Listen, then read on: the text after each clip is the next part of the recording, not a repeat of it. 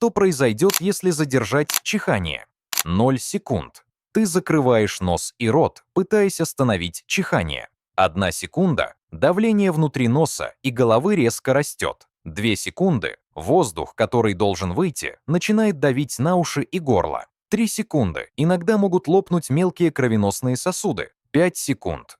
В редких случаях давление может повредить ухо или пазухи. Поэтому врачи говорят, лучше чихнуть, чем пытаться остановить это.